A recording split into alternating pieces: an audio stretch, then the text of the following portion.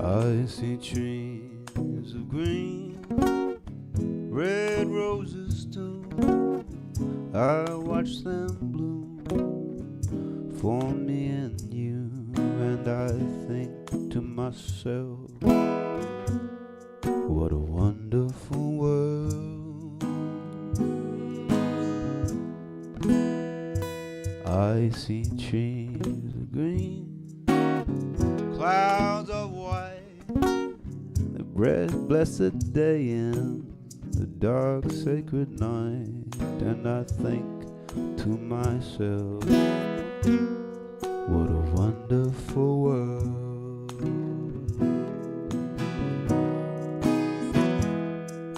The colors of the rainbow, so pretty in the sky, are also on the faces of people passing by. I see friends shaking hands, saying, how do you do? They're really saying, I love you. I see babies crying, I watch them grow. They'll learn much more than we'll ever know. And I think to myself, what a wonderful world. Oh, I think to myself, what a wonderful world. Oh yeah, on a Sunday. Happy Sunday, everybody. Good morning. Thank you guys for being here, and hello to you guys out there in the virtual world. Hello to Colorado and Missouri and California and not Oklahoma. Wouldn't that be interesting? Oregon, who never knows, maybe Oklahoma, Oregon, and points and beyond, and even down here in Bonsall. So hello to all of you. Happy belated birthday to Marilyn.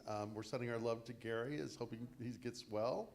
And great love to Brigitte. And nice to see you all here this morning. Thank you for being here. It's an eclipse day, a big day. We got all kinds of good stuff happening today. We're also going to do our series on Tolkien after service today. For those that are interested, I'm very excited about that. And let's see what else is going on. So you have a class coming up, hey Paul? Yes, I do. It's on treatment and meditation. And it's an accredited class. It helps you on the path of becoming a licensed practitioner. And I'm very excited to teach it. Treatment and meditation is one thing that's near and dear to my heart. I love those two practices. They're very powerful, and they can really shape your whole experience. So I urge you to sign up.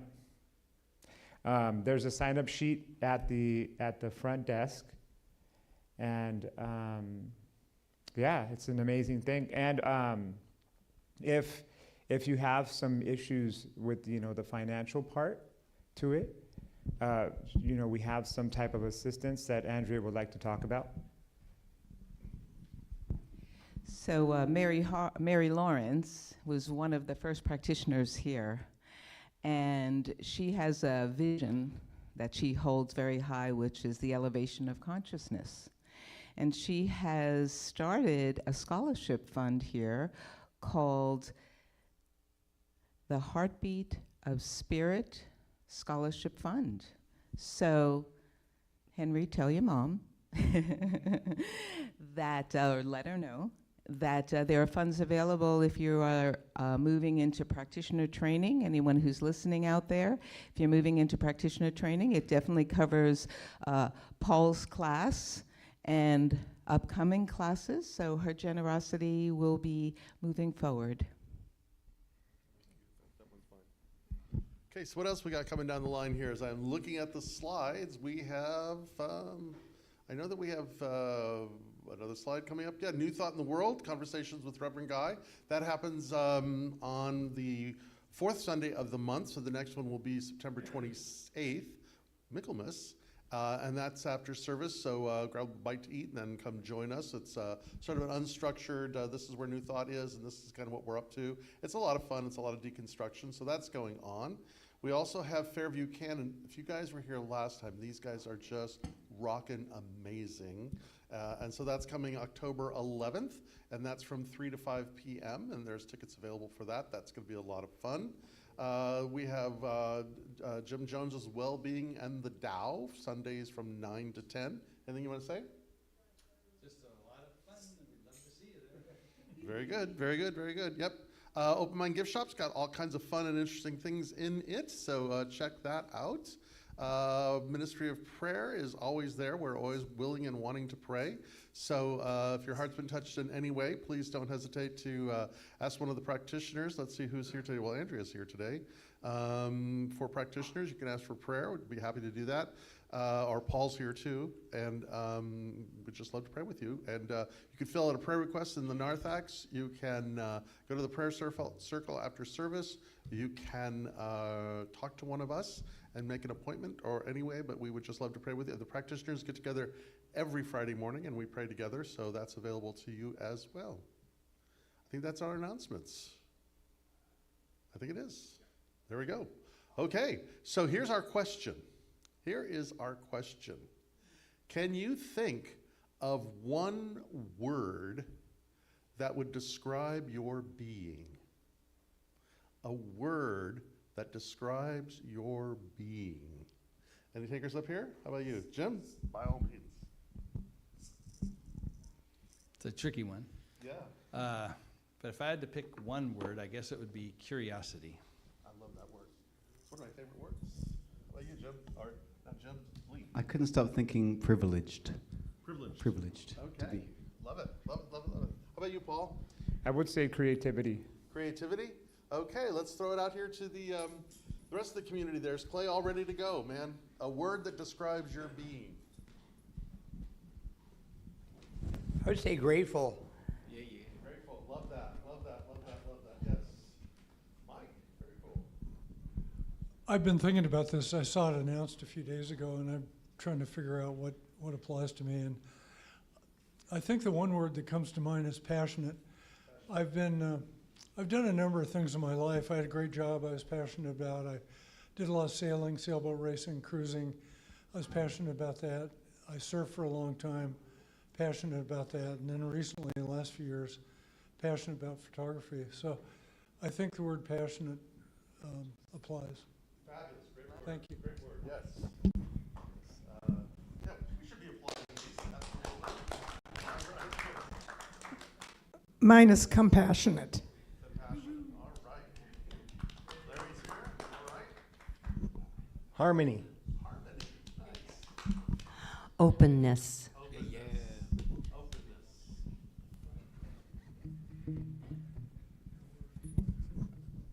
Serendipity. Love it, love it, love it. And Walter, what's your favorite word? Anyone else? Anyone else? Mark is thinking about it. He has a word there. Survivor. Survivor. Okay, all right. Yeah. Survivor. Anyone else? Yeah, all right. Henri. I'd like to say adventurous. Adventurous. Great word. Great word. All right. Anyone else? Love it, love it, love it. Yeah. All right, Susie. Friend. Friend. Aw. Friend. Paul. I guess I don't have to call people. They can. Appreciation. Appreciation. Okay, very good. Anyone else? Anyone else? So we consider our words our incantations. So we are just calling those words into being. So we just breathe them in, all these powerful, wonderful, exciting words, and we'll let Paul take us into service now. So words, right? What is it? Words create worlds. Yes, Abraham Heschel. And so how beautiful it is to really to know that deep within our being and to cultivate that word, right? And That reminds me, when I was doing my practitioner studies, I would read through the Science of Mind magazine, and I would make it a point to really go deep into every word I would read. And so and I remember just recording it too. I recorded the prayers, and I would like play them back in my mind, and I would like really just embody the words and allow the words to seep into my consciousness. And I remember feeling such a great depth there, and there's such a great aliveness and heart through that. And that's why I love this place, because it allows us to really capture that heart and that depth that we all carry. And so with that note, let us simply just pray in this service, this beautiful time where we get to gather and share our love for one another. And so what I know is that there is this infinite presence that is a divine beingness, by which we are here for to share these sacred experiences that allow us to simply remove anything that is keeping us from a sacred love and a sacred peace for one another. And so how beautiful it is to really feel this presence in our bodies, to allow this presence to move us to a greater sense of awareness, where we see things differently, where we know things differently, where we simply congregate differently and discover a newness, a peace, a bliss, a deeper sense of love.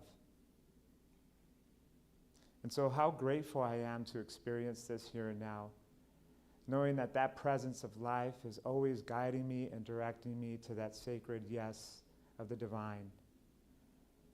And as I fully embody this sacred yes of the divine, I know that it is a yes that simply is here now between each and every one of us, where we are in joy. And so how beautiful that is. And in that beauty, I simply release and let God. I call it forth into being by letting it be so. And so it is.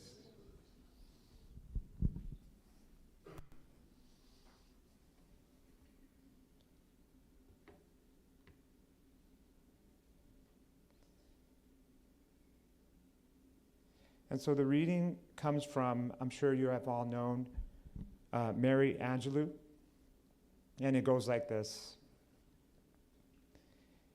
People will forget what you do. They'll forget what you said, but they'll never forget how you made them feel.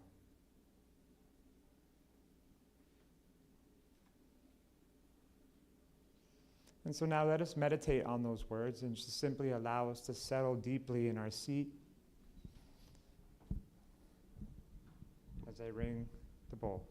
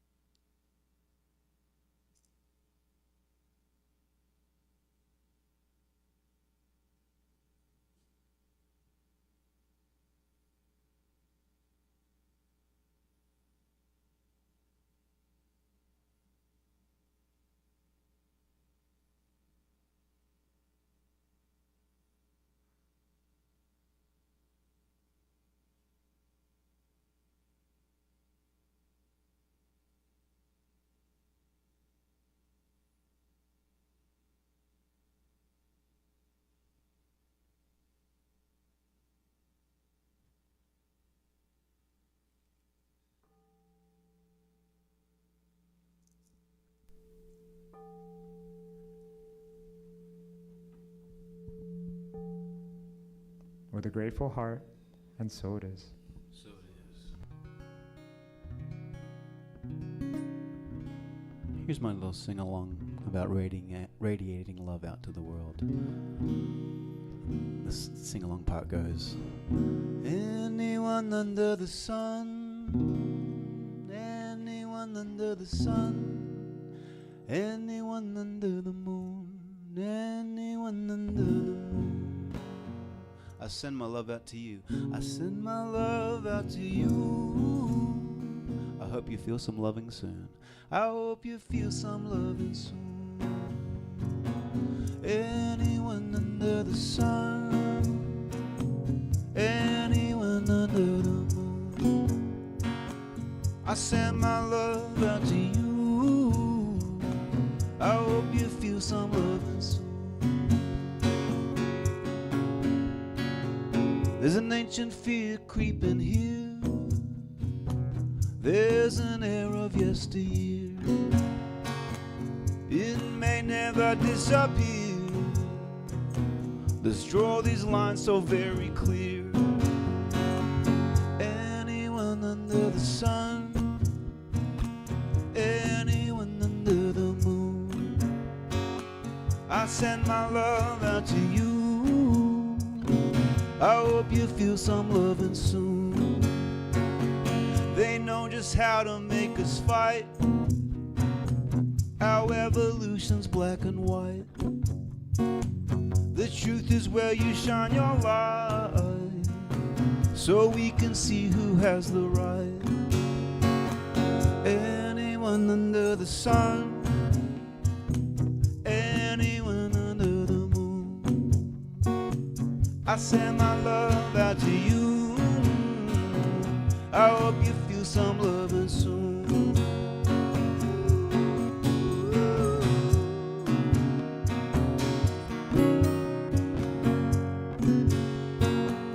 They say we got these separate ways, then you watch how power plays. Now all I know and all I see is I am you and you are me. Anyone under the sun, anyone under the moon. I send my love out to you. I hope you feel some loving soon. One more time, we're feeling here. Anyone under the sun, anyone under the moon. I send my love out to you. I hope you feel some loving soon. So beautiful, everybody. Thanks for that. Please welcome our Reverend Dr. Guy Williams.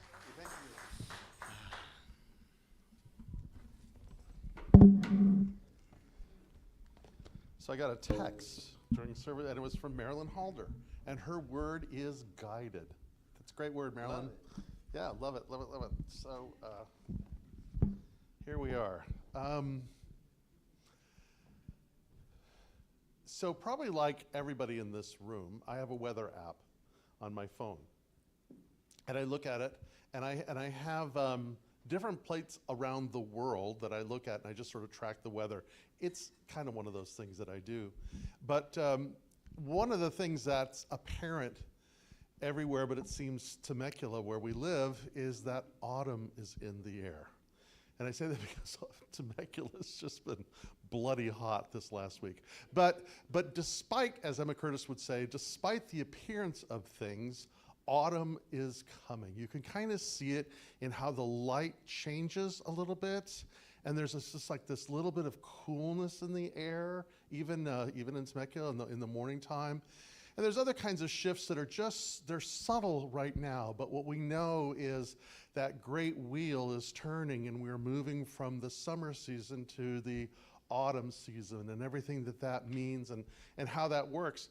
And, you know, I guess even in Temecula, you know, one of the things that I've seen is the trees are starting to change. So there's this visual thing, but I think even more than a visual thing, there's an energetic thing that we begin to feel.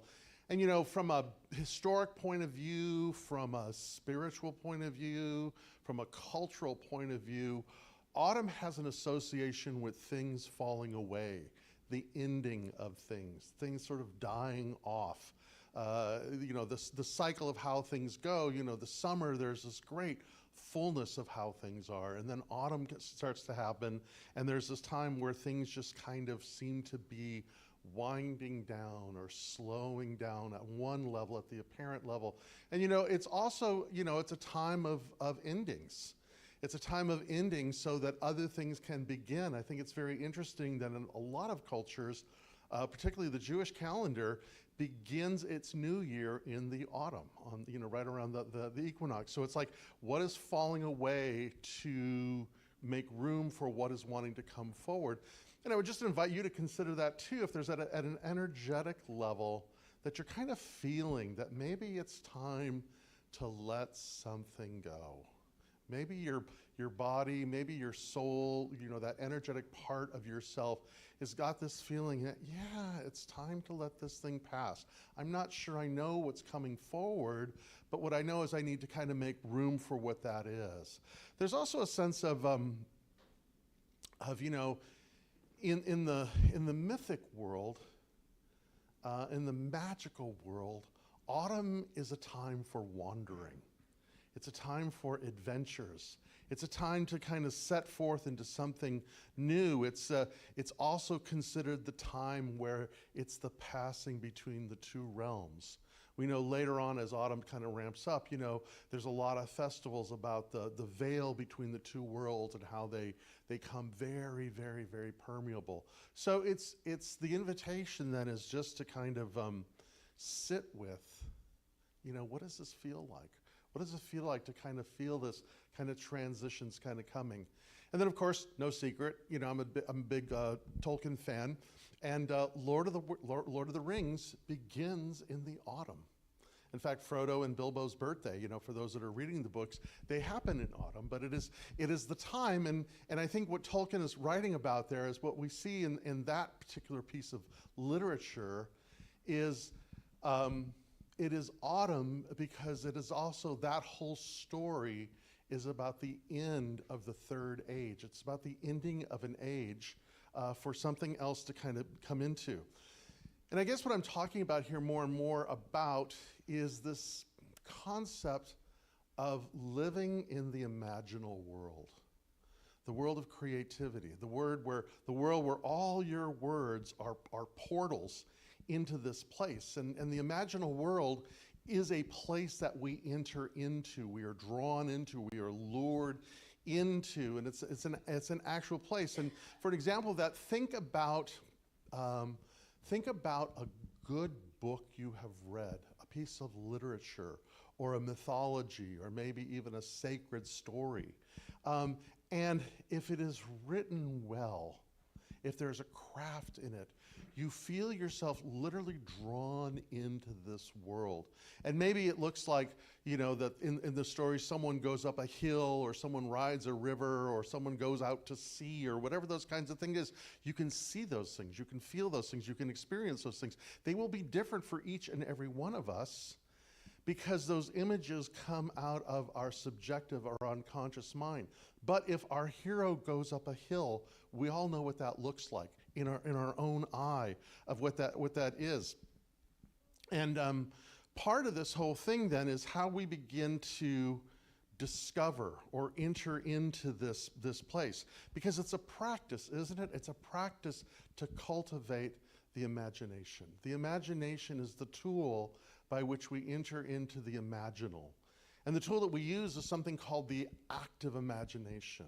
And Carl Jung talks about that. He says the active imagination is a meditation with images that arise from our subconscious mind.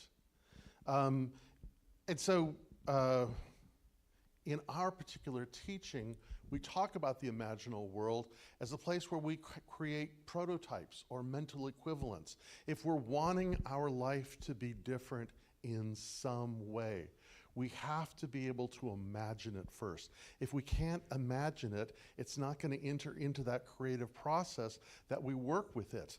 And so if we want to enter that portal, that imaginal world of what would it look like, what would it feel like, what would it experience like, it's a practice to get into there. You don't just sort of wish and hope, but there's something that happens. You know, I've talked a lot about this guy by the name of Neville, who kind of bridges, you know, this idea between quantum science and new thought, in the sense that when we create these mental images, when we have these imaginal experiences, that our subjective mind begins to sort of build a bridge to move towards the thing that we desire. So it's, you know, the roots are in there. But I also want to offer that there's something really powerful about the imaginal world. You know, we can easily say, yeah, it's all in our head, but as Don Lockhart says, you know, inside our head is a really, really, really big place. But it also connects, as Jung says, into these deeper things. And what I would offer is that the imaginal world isn't just something that we create, but it is something that lures us in. And that oftentimes what you hear about artists and scientists is that the revelation, the information comes from this place. An example is, you know, you hear these stories of Emily Dickinson, and Emily Dickinson you'd see her like charging across the field and running into the room because she was afraid that if she didn't get to the desk on time, that the muse would pass her by and she would lose this poem that she was wanting to write. Or you hear about Mozart, right? And Mozart talks about how he would hear the music and then he would write the notes down. Or even Einstein. Einstein talks about, you know, how he developed a lot of his theories on relativity is that he would imagine himself riding a beam of light. And what would that look like? And of course, Tolkien, of course, he's the king of this sort of thing as far as the working at the imaginal, you know. And what he says is, he says, I have ceased to invent. I wait till I see what really happened, or until it writes itself. What a powerful thing. You know, I was reading something the other day about him, and there's an event that happens in the first book where the hobbits they don't inquire, they experience a black rider. And what he says when he was writing that particular chapter is he thought the black rider was somebody different than who it was. And it wasn't until it unfolded itself to him that he began to realize that this story was taking on a whole new life on itself that he had not heretofore taken. And I wonder how many for each of us in this room have had that kind of experience, right? We think that we kind of know where things are going on, and then all of a sudden it reveals itself to us in a new way, and we go, whoa, I had no idea that's where this thing was taking me. Not so much what I was creating, but where it was taking me. So it's about living in harmony with forces and powers and principalities that are luring us and inviting us and drawing us in. And then how do we prepare for that? You know, are we exercising those intuitive muscles in order for us to kind of bridge into that? So, I had this dream last night, and I figured out how to weave it into the talk, and apparently I am. So I had this dream last night, and it was a dream about the red heifer. Anybody know what's going on with the red heifer? Anybody know what red heifer with that? I know you do, Jim. Anybody else know? If you're an evangelical, you know exactly what this is all about, because there's this wild apocalyptic mythology about a red heifer, and when a red heifer is in the land of Israel, the temple will be built in Jerusalem, and the temple will be re-established to what it was, and there's this whole glory. It's pretty wild, it's pretty scary, honestly, because of what it implies, but it's this idea of how we create an imagination, or we inculcate an imagination about something. And so for many, many, many evangelicals, this is sort of a very apocalyptic vision of how close we are to an end time, and how precarious that can be, because if at a collective level we are imagining this sort of event and the implications of what it brings, then we can understand what's happening in that whole region, because what's happening in that whole region is really a mythology that is playing out, but it's a mythology that is being played out from a level of consciousness that is somewhat precarious. Rabbi Abraham Heschel, in the 1950s, wrote, he says, that the largest ecumenical movement in this country is nihilism. Let that sink in. The idea of what's the point? The idea of it's out of my control. The idea of, oh, who cares, whatever, that sense of resignation, because that sense of resignation, that sense of nihilism, what it can give way to, and of course it has greater implications and much more powerful thoughts to think about. So how do we work with that? How do we work with that? I think we work with that by paying attention to what we're paying attention to. And one of the ways that we begin to do that is just paying attention to the words that we speak. Eugene Therakin says it this way. He says, language is not a communication tool, but rather a portal into being, an invisible reality summoned into our world by the very shape and sound of words. Properly speaking, words are incantations. Or as Heschel would say, words create worlds. So when I queried you guys at the very beginning, what words do you use to describe your being? What I'm really offering is a reflection on the incantations that you are using to create the being that you are in this world and where that goes for. And he gets this idea from a group of intellectuals, of which C.S. Lewis and Owen Barfield and Charles Williams and Tolkien, they were all part of it. It was a group called the Inklings. And one of the things that they said, he says, for them, words are not primary communication tools. They are not things we use to convey a message. Strictly speaking, the message doesn't come through the words. Rather, the words are the incarnation of the message, provided they are spirit breathed. So in other words, become conscious of what you are saying, because what you are saying is powerful and it is creating something. Another person who I don't quote often understood this perfectly well, as most authoritarian figures do, and that's Mao Zedong.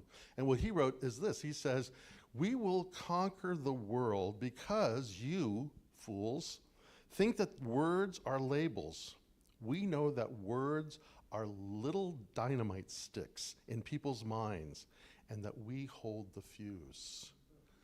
That's how powerful words are. The words that we just sort of let slip in, and what triggers them, the words that we use, and also the words that we remove. Think of George Orwell and how, in his whole thing, words would be removed so that the meaning, the implication, the power of those words would sort of disappear.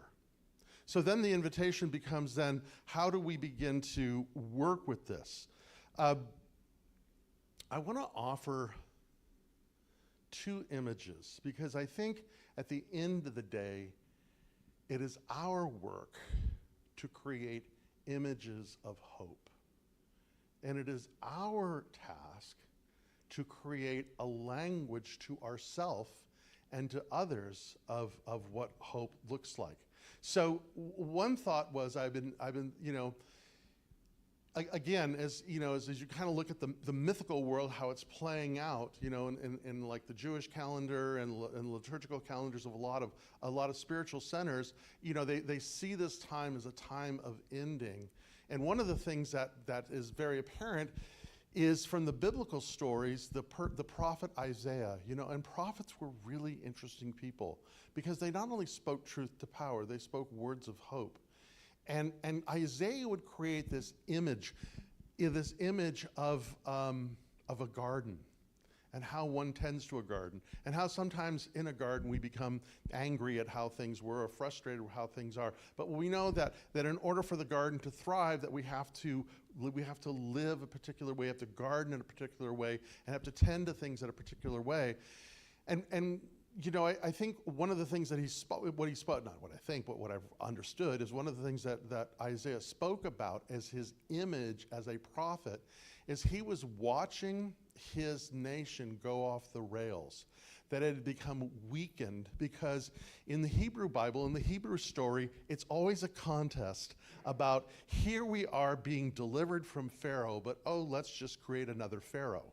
You know, and here we are being liberated from bondage, but oh, let's put other people in bondage. And here we are, trying to figure out how to live free, but let's figure out how we can enslave ourselves. And what Isaiah was always reminding people to was return to the principles of what it means to live a just life. Return to the principles of what it means to live in connection to the earth and each other and to the divine presence, which is the source of all being. And the only way that he could envision saving his nation from defeat was that they would return back to the garden, as Crosby, Stills, and Nash would say, but they would return to a way of living. And I think that a lot because, you know, as we watch the world that we're in right now, the only way, and it's not about rules and regulations, because that's the just opposite. When I think of something like the teachings of Jesus, he was much more interested in the humanity of an individual than he was about the fidelity to the law itself. So it's more about following our heart and living what it means to live justly, living what it means to live passionately, curiously, survivingly, you know, whatever that word would be, achieving, striving, those kinds of things, to really allow those words to take root into our very being, and that we begin to incantate that word and let it incarnate to us so that we become the living, breathing expression of what those things would be. And I also think, you know, that's also true in the stories of the early Christian church, particularly the book of Revelation or the book of the Apocalypse, which simply means a revealing of things. And I think that is probably one of the most misunderstood books in the entire Bible, whether it be the Christian Bible or the Hebrew Bible, because people think it's some sort of futuristic event. But the word apocalypto means to reveal, because what that book is about how things are. And if you were living in an occupied state, if you were living under an authoritarian rule, if you were living under a pharaoh or a Caesar, or call him whatever you would want to do, you knew that your life was in danger if you spoke to that power. And so it was written in kind of a very revolutionary, imaginary. Instead of calling out Rome, he uses Babylon. Instead of calling out Caesar, he calls out how it had become a prostitute. And he creates this thing because what he's wanting to do is reveal how things were then. And the reality is, how things were then is a temptation that we go over and over and over and over again. You know, Mark Twain says history doesn't repeat itself, but it rhymes. And yes, you know, what does it look like to be at this time of the end of empire, or the idea of empire itself? And why do we think that we want to create that? But more importantly, why do you and me live in that? And what is our response to it? Is it a level of complicity or nihilism that we feel powerless? Or is it an invitation for you and I to take our personal power back? And by taking our personal power back, we sort of microdose the culture by living the presence of the truth itself, living that sense of that experience of who and what each and every one of us has been called into being. You know, I don't want to get too Tolkien-y, but I'll get a little Tolkien-y. But not just Tolkien. When I think in terms of so many interesting pieces of literature, and also about a spiritual community that I am part of, one of the things that we always talk about is look to the east. Look to the east. Because what happens in the east? The sun rises in the east. The day begins in the east. The opportunities for what is fresh and new and powerful come from the east. So instead of looking at what is passing, my invitation is that we look at what's wanting to emerge. Instead of just simply, and it's appropriate for us to grieve or to let go of what is going away, but the question is, what's wanting to come forth in our life? And each and every one of you have already called it forth into being this morning in this very room by answering it. It is the word that you have spoken. It is that incantation that is spoken into the active imagination, which creates a portal into the imaginal world where we can go and create and imagine ourselves and see ourselves and live with ourselves moving through. What does it mean to be adventurous? What does it mean to be grateful? What does it mean to be a survivor? What does it mean to be passionate? What does that look like? What does it feel like? What does it experience like? And the more that we get into that, the more real and powerful it becomes to us. It reveals itself more and more to what that is. And the more that that happens in us, we change the world. And so yes, something is passing, but something is coming forward. And what is coming forward is speaking to you, and it's speaking to me, and it is revealing itself. And our job is to look to the east and take the next indicated step toward that lure. Thank you.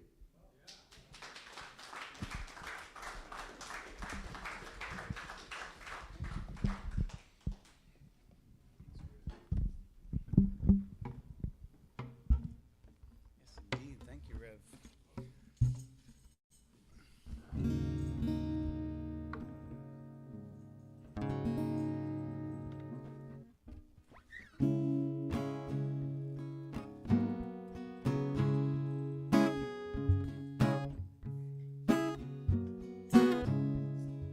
Thank you for this day, Spirit, thank you for this day. Thank you for this day, Spirit, thank you for this day. This glorious, this glorious, this glorious day. This glorious, this glorious, this glorious day. Thank you for this life, Spirit, thank you for this life. Thank you for this life, Spirit, thank you for this life. This wonderful, this wonderful, this wonderful life. This wonderful, this wonderful, this wonderful life. Thank you for this breath, Spirit, thank you for this breath. Thank you for this breath, Spirit, thank you for this breath. This nourishing, nourishing breath. This nourishing, this nourishing breath. Thank you for this light, Spirit, thank you for this light. Thank you for this light, Spirit, thank you for this life. This luminous, luminous light. This luminous, luminous light. Thank you for this love, Spirit, thank you for this love. Thank you for this love, Spirit, thank you for this love. This beautiful, this beautiful, this beautiful love. This beautiful, this beautiful, this beautiful love. Thank you for this day, Spirit, thank you for this day. Thank you for this day, Spirit, thank you for this day. This glorious, this glorious, this glorious day. Here we go. This glorious, this glorious, this glorious day. Thank you indeed. Thanks, Walter.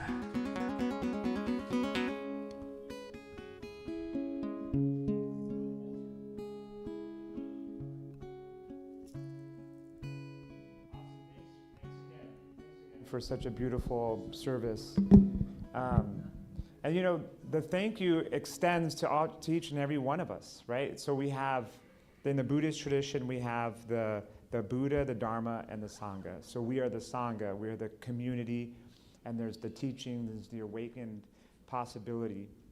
And so we get a chance now in our conscious giving to share our gifts, to really allow this place to fully thrive. And whether it's currency, a smile, a conversation, food, laughter, love, all of it is the expression of that authentic beingness by which we get to cultivate here And we also get to express that in our daily lives. And so if you're giving today, know with me, by holding your gift in your heart, if you like, that this gift goes out to that expression of the divine heart of wisdom.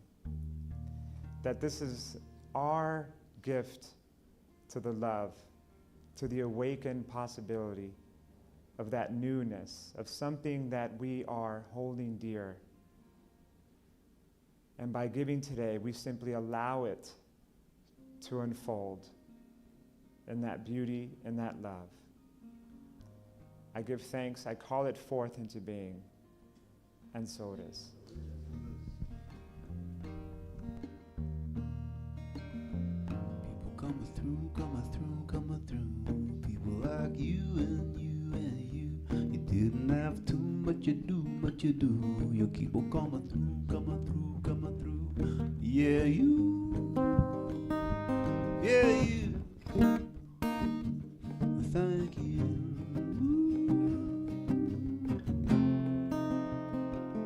The people coming through.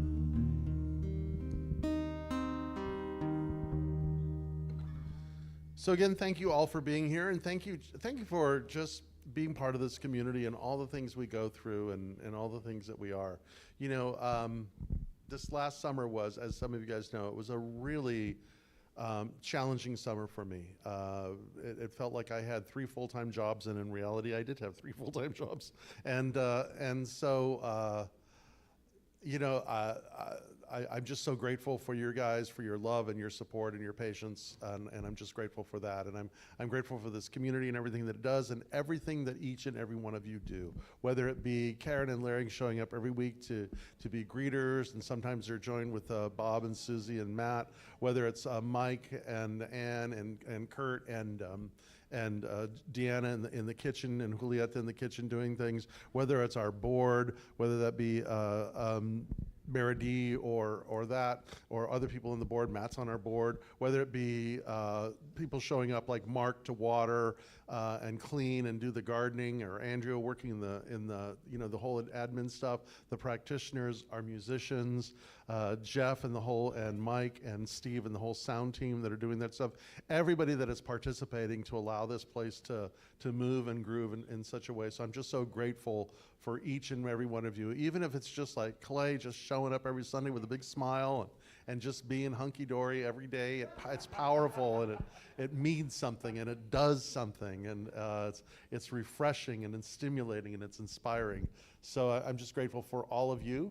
And for those of you sticking around for the Tolkien thing, the Lord of the Rings, we'll be doing that about 10 or 15 minutes after service. So grab a bite to eat, we'll settle down, and we'll do that. Paul will be doing a prayer circle in about 10 minutes after service. And I'm going to say again, you know, before you go running out to the food, just let the musicians and the sound team eat first, because they have been in service, and often they're busy doing things, and by the time they get to the table, everything is gone. So we'll let them go first, and we can all have coffee and visit and hang until they've gotten their plates done first. So with that, anything need to be said? Good. I love you. I love you, and I love you. So with that, let us just pray. Let us open our hearts and minds in that presence of love, knowing that love is the most powerful incantation there is. Letting that word lure us into the imaginal world of living and moving and having our being in the presence of love. Recognizing that each and every one of us is a center of divine consciousness, is a center of divine love within this vast whole.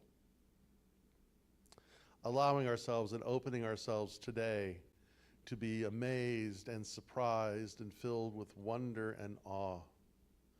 And may amazement lead us to reverence, and may reverence lead us to action, and may our action bear good fruit on this earth. And so we give thanks for all of it, letting it be, and so it is. All right, take us home. Here's a song I wrote in my 20s about how good.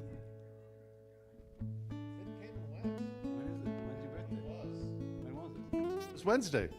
We should, absolutely. And Marilyn Halder, too. Is it too much? No, absolutely. And Grace, yeah, well, you can do it. Sure. Happy birthday to you.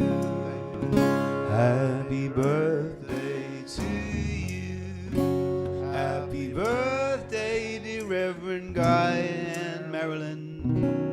Happy birthday to you. Thank you. Happy birthday. I didn't know it was your birthday Wednesday. Happy birthday. Good call, Chris. Good call. All right, this is a little fun song I wrote in my 20s that keeps coming true, about the good things that keep coming and going, and trying to appreciate them as they come.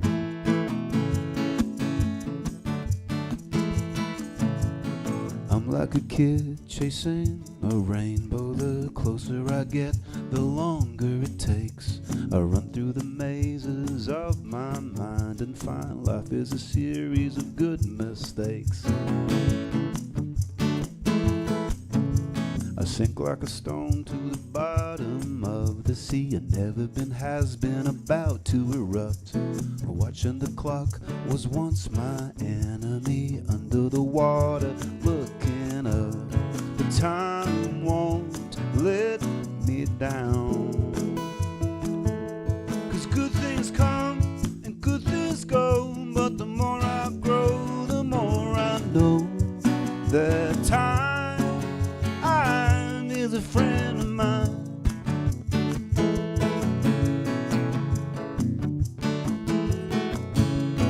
Maybe the best, the worst is yet to come. Maybe I'm drifting in between. There'll be a pain my threshold will never know. There'll be the sweetest love I've seen. Time won't let me down.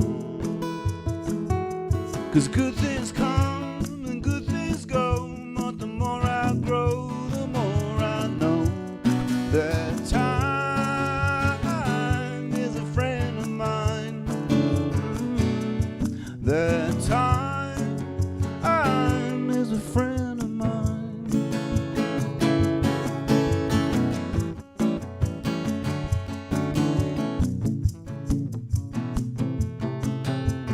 Crashing through the Lego box, smash another matchbox bomb. Let's call and Jesse back with spaghetti, yum yum. Hey little girl, won't you revel in the world with eyes wide open? Yeah, don't you wanna say you did it when you're done? Man, I just wanna say I did it when I'm done. 'Cause good things come and good things go. But the more I grow, the more I know that time is a friend of mine. That time is a friend of mine.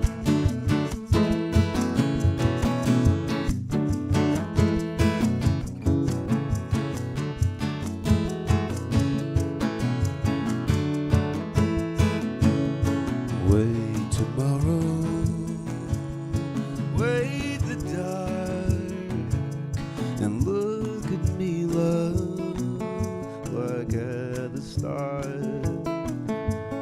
Let the moonlight steal your heart and hold me, love, like we're apart. Hold me, love, like we're apart. Hold me, love, like we're apart. Hold me, love, like we're apart. Happy Sunday, everyone. Thank you so much. Thanks, Jim Jones. Thank you.